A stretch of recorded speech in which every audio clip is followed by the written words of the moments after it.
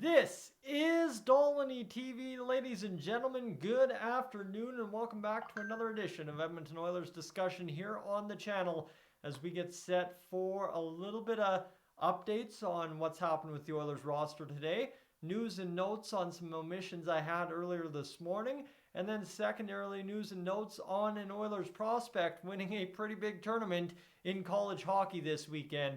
Friends, that's all coming up in a few matter of moments. But before we get there, if you're new to the channel, I want you to consider hitting that subscribe button.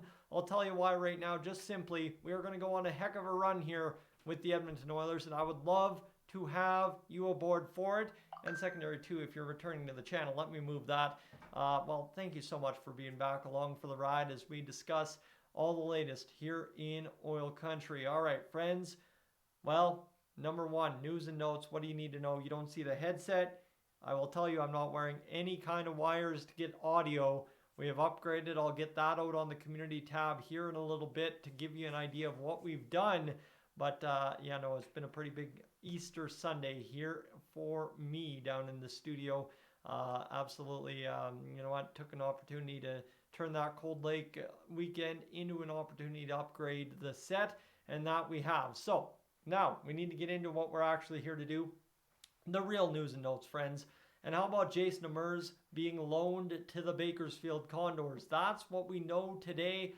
The biggest news to come out of Oil Country today is that Jason Demers is now back with the Bakersfield Condors following game number 700 of his NHL career. Likely, unless a team takes a flyer on him, to be his last in the NHL based on kind of what we've seen for him over the past 2 years. But that said, too, don't count him out because he's got the AHL playoffs coming up, and the man's not exactly at an old age yet. So hockey careers, they're up, down, and all around. As Ken Holland would say, they're kind of like a toilet seat. But, you know, for the biggest part right now for the Edmonton Oilers is it was a good gesture, a good omen to kind of get a guy that deserved the shot at game 700. Even though the season was winding down and that game still counted for a lot for the Oilers, they found a way to get a veteran player into the lineup when, like I said right off the hop here, his career might be over. You just never know, right? He might call it a career. No teams might take interest. And the Oilers made sure to do right by a guy who has been leading the way in terms of the veteran presence down there in Bakersfield this season. And it was a feel-good story on what was an absolutely phenomenal victory for the Edmonton Oilers as well that has helped us so much going into the last 2 games of the season.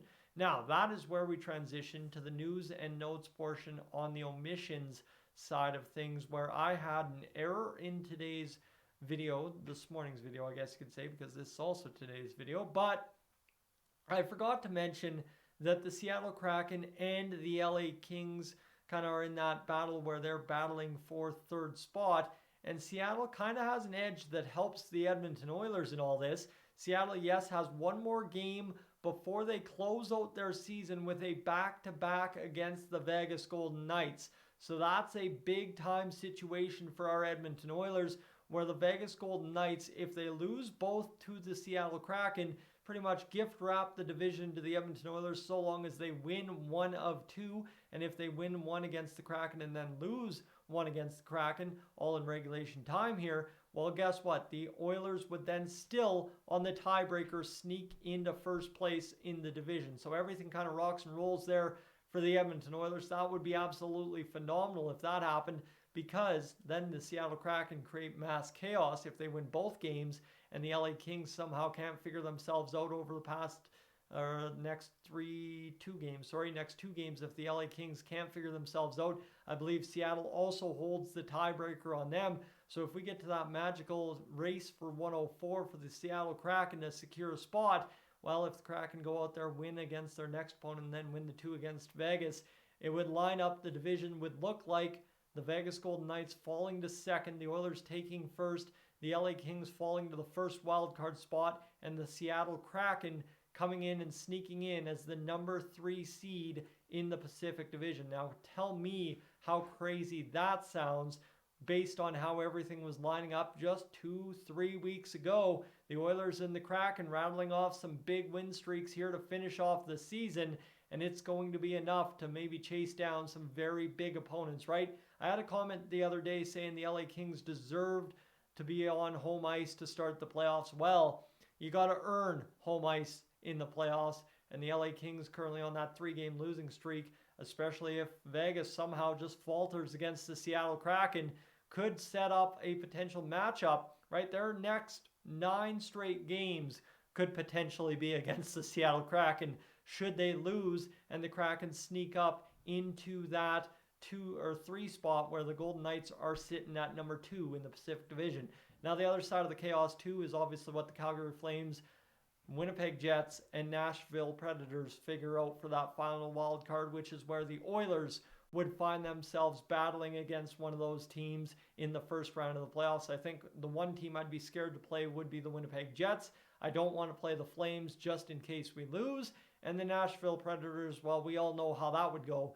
Mr. Leon Draisaitl would have the best playoff series in NHL history because, well, we all know what Leon Draisaitl does against the Nashville Predators. So that's my omissions, just to kind of add on to some thoughts earlier today as well, as everything kind of continues to wrap up here in the NHL playoff chase. Now, the rookie prospect, whatever you want to call him, draft pick is the best term because he was really nothing for the Oilers yet and may never turn into anything. Expiring on August 15th, 2023, UFA rights come available for Skylar Brind'Amour of the Oilers prospect system. He has just won an NCAA tournament championship, Frozen Four championship, with Quinnipiac, I think is how you say it. I'm actually not sure. I haven't heard anyone pronounce it here in the past 2 days, so I couldn't tell you, but he has won a national championship in the NCAA Division I for ice hockey. So huge get for the Oilers, and a prospect that has been blooming late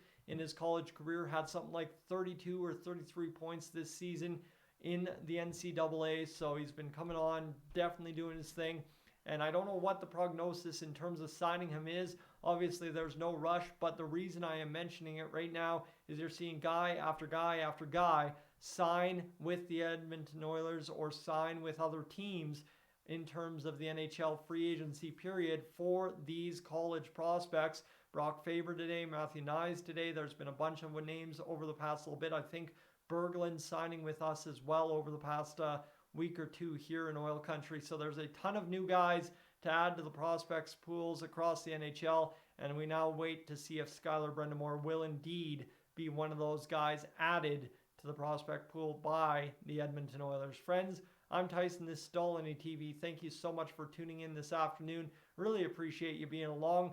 This one a little bit milder of an update compared to that big update on the playoff chase earlier. I thank you, and we will catch you probably tomorrow when we have one more day to go until the second to last game of the regular season for 22-23.